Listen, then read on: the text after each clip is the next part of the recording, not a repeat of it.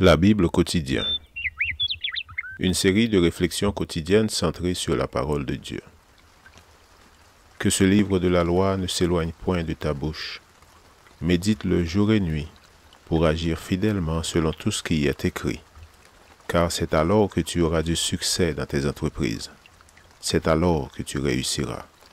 Josué chapitre 1, verset 8.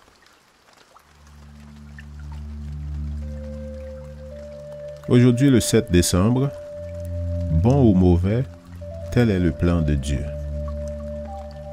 Souvenez-vous de vos conducteurs qui vous ont annoncé la parole de Dieu. Considérez l'issue de leur vie et imitez leur foi. Hébreux chapitre 13, verset 7. Ce texte est l'un des joyaux de la parole de Dieu. Il représente à la fois la haute responsabilité et l'immense privilège des pasteurs d'église. Leur responsabilité leur vient de ce que les membres les prennent inévitablement pour modèle. Ils sont les héritiers des apôtres et des prophètes, et en tant que tels, les yeux du peuple sont fixés sur eux. Les pasteurs fidèles et consacrés constituent une grande bénédiction pour l'Église. Un homme de Dieu qui dirige son Église avec sagesse et prudence est entre les mains de Dieu une puissance en faveur du bien. Paul décrit la conduite et le style de vie du pasteur dans des lettres adressées à deux pasteurs, Timothée et Tite, qui furent ses disciples. Voici une parole certaine. Si quelqu'un souhaite la fonction de dirigeant dans l'Église, il désire une belle tâche. Il faut qu'un dirigeant d'Église soit irréprochable, mari d'une seule femme, sobre, raisonnable et convenable, hospitalier, capable d'enseigner, qu'il ne soit ni buveur ni violent, mais doux et pacifique, qu'il ne soit pas attaché à l'argent, qu'il soit capable de bien diriger sa propre famille et d'obtenir que ses enfants lui obéissent avec un entier respect.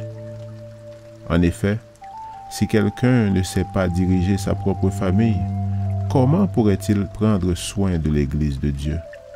Il ne doit pas être récemment converti, sinon il risquerait de s'enfler d'orgueil et de finir par être condamné comme le diable.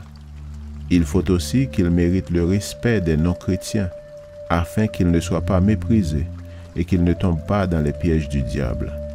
1 Timothée chapitre 3, versets 1 à 7. C'est donc une bien grande responsabilité, un mandat hautement sacré. Celui qui aspire au pastorat ne désire pas une tâche sans importance. En ce qui concerne le privilège, si leur conduite a été bonne, les pasteurs laissent une empreinte indélébile dans la vie des membres. On se rappellera d'eux et on les émulera. Ils acquièrent un rang honorable et une grande assurance dans la foi de Jésus-Christ, selon 1 Timothée 3, verset 13. Les anciens qui dirigent bien sont jugés dignes d'un double honneur, surtout ceux qui travaillent à la prédication et à l'enseignement, selon 1 Timothée chapitre 5, verset 17. Il a supplié les Thessaloniciens en ces termes.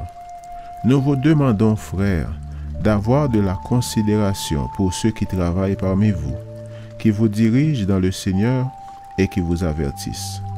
Ayez pour eux la plus haute estime avec amour, à cause de leur œuvre. 1 Thessaloniciens 5, versets 12 et 13. Heureuse est l'Église qui met en pratique ses conseils et admonestations de l'apôtre. Amen.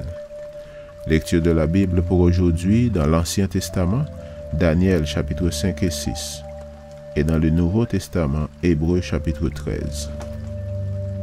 Merci d'avoir écouté.